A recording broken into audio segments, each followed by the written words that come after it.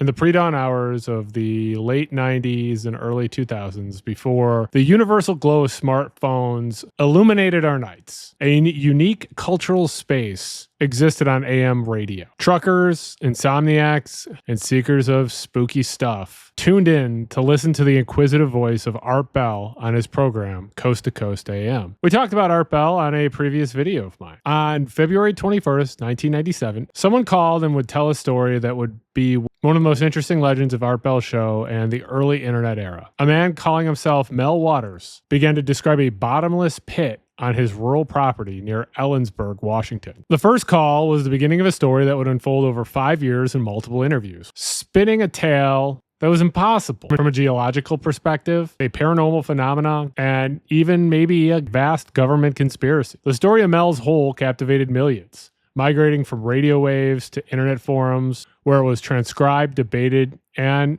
has been immortalized. It's a modern myth, a piece of digital folklore that has purposely encapsulated that time. This is the story of Mel's Hole, a modern urban legend. Let's get spooky. Hey, spooky people. It's your best friend Kenny here, and we are back with another spooky, disturbing story. Before we get to today's story, let's make sure that you are subscribed to this channel, The Spooky Lawyer. Please make sure that you click like and share this video. Share this video at the next barbecue you go to. Just grab people's phones, type in The Spooky Lawyer, click this thumbnail and be like, yo, watch this. I would appreciate it. The story of Mel's Hole is serialized storytelling, evolving from just a curiosity into a global phenomenon. And the story had an incredible structure in that its claims escalated. And Mel, our storyteller, seemed credible as he told the story over a series of carefully paced radio appearances. The legend began in a way that was just plausible enough to capture the imagination of the Coast to Coast AM audience. In his first call, Mel Waters laid out the core mystery with the following story. He claimed there was a hole approximately 9 feet in diameter on his private property located 9 miles east of Ellensburg, Washington,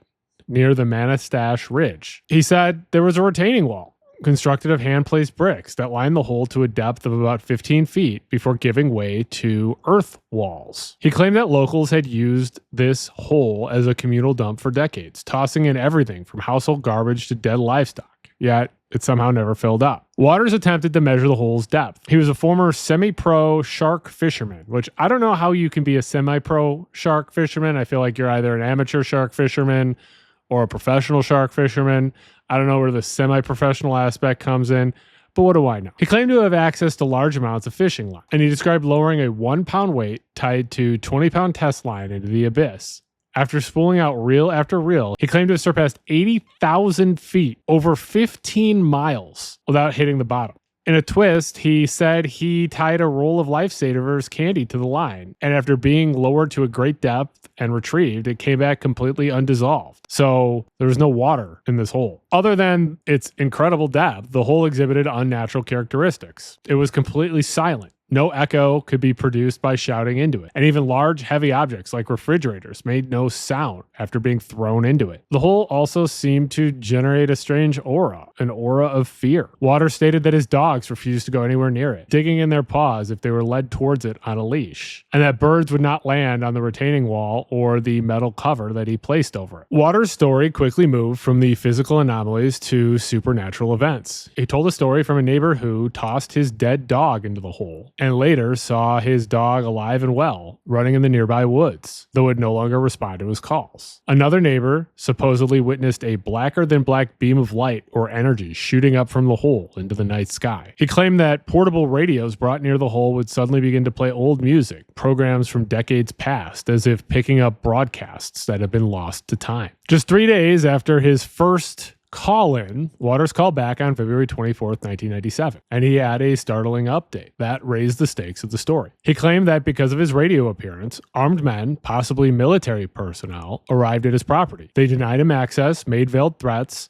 and brought in heavy equipment, effectively seizing the land. This transformed the story from a local paranormal mystery into a government conspiracy, setting the stage for the further parts of the story. After being absent for 3 years, Mel Waters returned to Coast AM with a story that explained his silence and solidified the conspiracy theory. He claimed that the U.S. government had approached him and forced him into a lucrative, non-negotiable lease agreement for his property. This was in exchange for his silence and him vacating the land. He was supposedly paid a monthly sum with some accounts specifying $250,000 per month. This money, he claimed, funded his relocation to Australia, where he'd been living since the incident. This turn was wild and brilliant. It gave us a logical reason for his long absence, explained why the hole was no longer accessible for independent verification, and turned him from a curious landowner into a key figure in a government cover-up. Waters' final appearance on the show was in 2002, and it took the story into the realm of science fiction and body horror. It pushed the limits of believability even for the most open-minded people. He claimed he returned from his Australian exile and recounted a new series of events centered on a second similar anomaly. Waters claimed to have discovered another mysterious hole, this time on public land in a remote area of Nevada inhabited by a community of Basque shepherds. The second hole shared key characteristics with the first. It was about 9 feet in diameter and seemed to repel animals. However, it had a unique feature, a solid metal collar or rim about 2 feet high that encircled the opening, which suggests that it was somehow designed. He grounded this new story in a real-world ethnic group known for its distinct cultural history by including Basque people, particularly in Nevada's sheep herding industry. The tale had a veneer of authenticity. It co-opted the mystique of the Basque folklore, which is already rich in tales of supernatural beings and deities who dwell in caves and chasms, to bolster his own credibility. The story continued with strange experiments conducted at the Nevada hole with the help of the Basque locals. For example, a bucket of ice was lowered deep into the hole and allegedly returned to the surface transformed. It was no longer cold but lukewarm, had a gelatinous texture, and was flammable. Waters claimed the substance could burn for months without melting or being consumed. He also claimed that a live sheep was lowered into the hole, and when it was pulled back, it was dead. A large pulsing tumor had grown on its body. When a Basque man cut the tumor open, they revealed a creature described as resembling a seal fetus, about 18 inches long, with shockingly human eyes. Waters claimed the creature looked directly at him with an expression of deepest compassion before the shepherds returned it back into the hole. A lot of the listeners claim that this is the place where the story jumped the shark, moving from an eerie mystery to just outright ridiculous. In his last known call in December 2002, Waters entered the story with a flurry of paranoid claims. He claimed he believed he was being followed, that government agents had become aware of the Nevada hole and had confiscated the strange burning ice, and that he had been the victim of an abduction. He described being drugged and waking up in San Francisco with missing teeth, IV marks on his arms, and significant memory gaps. Sounds like something that happens to a lot of people when they go to San Francisco, but This unresolved fugitive on the run ending provided a conclusion to this open-ended mystery, and it ensured that it would be immortalized in paranormal circles. The story structure of the Mel's Hole saga has an arc of serialized fiction that's designed to build and retain an audience over time. The initial 1997 calls were like a pilot episode. The 2000 call brought in an antagonist, the U.S. government, and the final 2002 calls delivered the payoff, rewarding long-term listeners with bizarre new phenomena that push the story into a completely new genre and has been fascinating to many for decades. The story of Mel's Hole appears to be an excellent work of fiction, but people responded to it by investigating it in the real world. There is a profound lack of evidence that this story is true, especially when looking through it from science aspects or records research or even people who went out on the ground to try to find it. First, and obviously, the main claims of this story fall apart under basic geology. The area where the hole was said to exist, Manitosh Ridge, is a well-documented geological feature. The region has tectonic plates that are active, and it contains old mining shafts. However, the layout and geology of this area cannot support the existence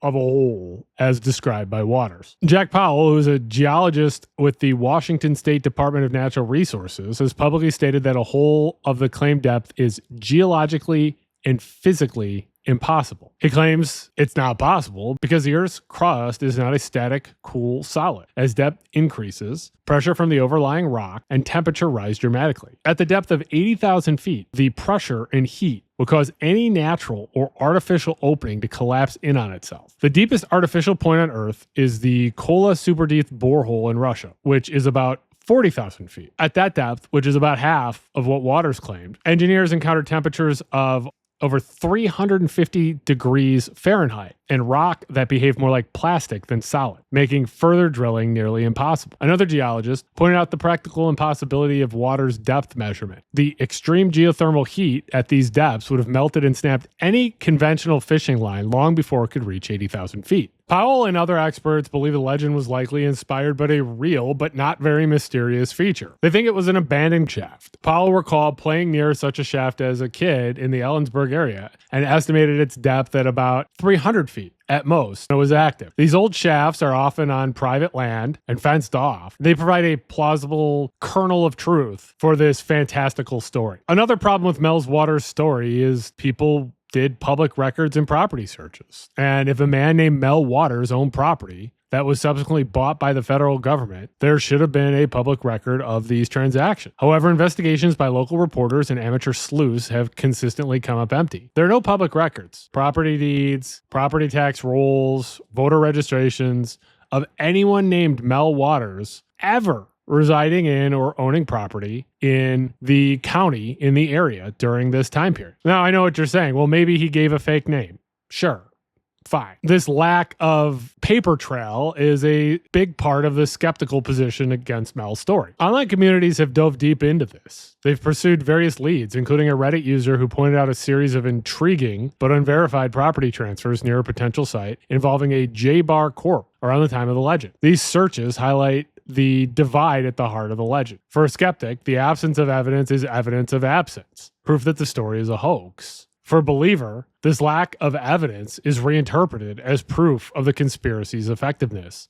The government is so powerful that it can erase a person and their property from all official records, which of course creates a self-sealing, unfalsifiable argument where every piece of counter evidence is absorbed into the conspiracy narrative itself. This is how modern conspiracies function. The story was so popular that it led to physical searches for the hole. And the most famous of these was a 2002 expedition organized after one of Waters' final appearances on Coast to Coast AM. A group of about 30 people, including paranormal investigators, amateur filmmakers, and curious locals, gathered at the Copper Kettle restaurant in Ellensburg before heading towards the Manistash Ridge. The expedition was led by Gerald Red Elk Osborne, an important figure in the later parts of the legend. The group was enthusiastic, and they had equipment, including maps, metal detectors, and GPS units, but they couldn't find the hole. They were unable to locate any holes remotely matching the description provided by Waters. But this search is a great image of an amateur paranormal investigation. Curious, passionate people with pseudoscientific methods and other types of equipment searching the space because they want to believe. Red Elk, whose real name was Gerald Osborne, was crucial to the legend after Mel Waters disappeared from the airwaves. He called himself an intertribal medicine man, and Red Elk acted as an independent third-party witness who not only corroborated the core story, but dramatically expanded upon it. Red Elk claimed to have known about the hole since 1961. When his father first showed it to him. This claim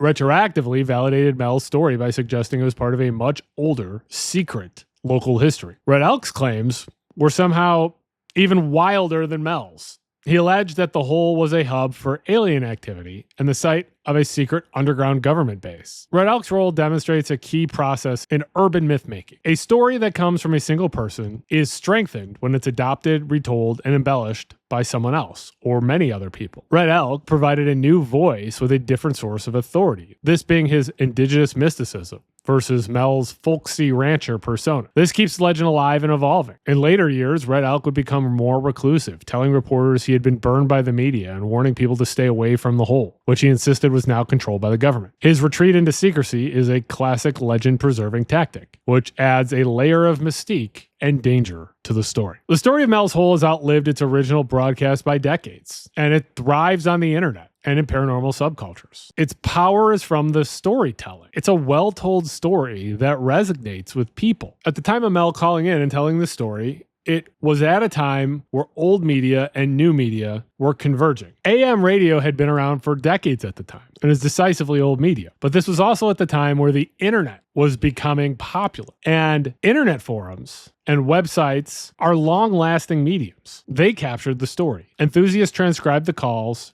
turning this oral performance into a permanent, searchable, and debatable digital text. This allowed the legend to break free from the constraints of its original radio broadcast and be passed on much easier, where it could be discovered and reinterpreted by new audiences. Mel's saga is a textbook example of a modern urban legend. It contains all the essential ingredients. It has a plausible contemporary setting, which is a rural property in Washington state, and has fantastic, uncanny events. It's told as a first-hand account and features dramatic plot twists. But and more importantly, the legend shows the cultural anxieties at the time. The late 1990s were the height of the X-Files era, characterized by deep-seated public distrust of the federal government and a fascination with conspiracies and hidden truths. The story of a government conspiracy and government agencies silencing a common man who stumbles upon a profound secret tapped directly into this feeling. I mean, it sounds like an X-Files episode. The story is a direct precursor to what would become the creepypasta phenomenon, which would flourish online in decades later. It features an author that's either anonymous or operating under a fake name, a compelling first-person narrative that enhances the realism, and a community of readers who analyze, debate, and expand the lore. The tale of the tumor seal is about as unsettling as any modern creepypasta monster. Mel's Hole could be seen as a transitional form of folklore, bridging the gap between the traditional oral legends into the digitally native horror stories that are from the 21st century. The story of Mel's Hole brings to mind other paranormal or strange anomalies in this area. For example, Nevada's Devil's Hole. Nevada's Devil's Hole is located in Death Valley National Park, and it's a genuine geological wonder. It's a geothermal, water-filled cavern system of a depth that people don't know. And it's home to the critically endangered Devil's Hole pupfish,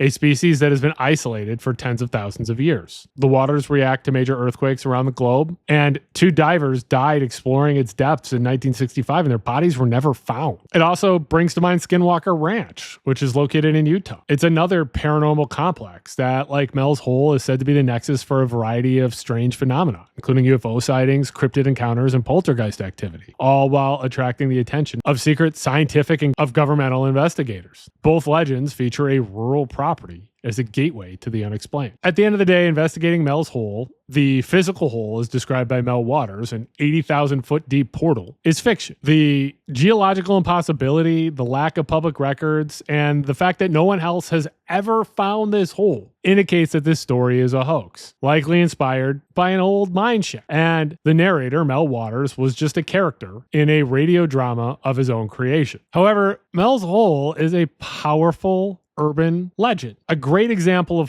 of modern folklore. And that makes this story fascinating. Mel's Hole shows the deep human need for mystery in a world that feels mapped, measured, and to explain. It's a story about a void that is compelling. It's a hole in the fabric of our consensus reality, where the dead can return, strange creatures are born, where scientific and physical features of our natural world cease to exist, and the government hides secrets of importance. So looking at it like that, the legacy of Mel's Hole is, yeah, it's a great piece of fiction and a great piece of modern mythology. Make sure that you're subscribed to this channel, The Spooky Lawyer. Please make sure that you click like and share this video. Follow me on Twitter, Blue Sky, and TikTok. My username is The Spooky Lawyer. If there is a spooky or disturbing story you would like me to cover, leave a comment and tell me about it. Or if you like the video, leave a comment. I read all my comments and I respond to most of my comments. Or if you're feeling shy, send me an email.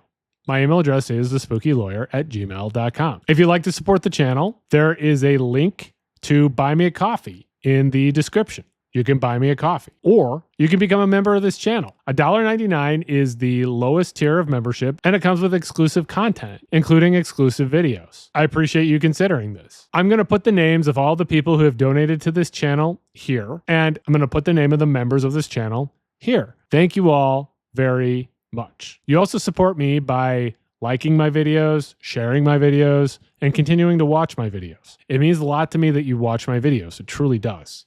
And please stay spooky.